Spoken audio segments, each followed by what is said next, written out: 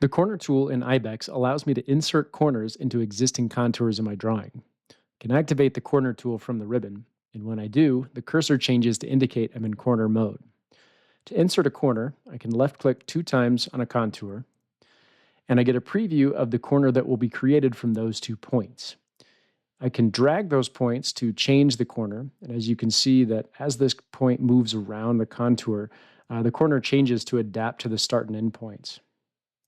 And then once I'm happy with how it looks, press enter to create it, and the contour is modified.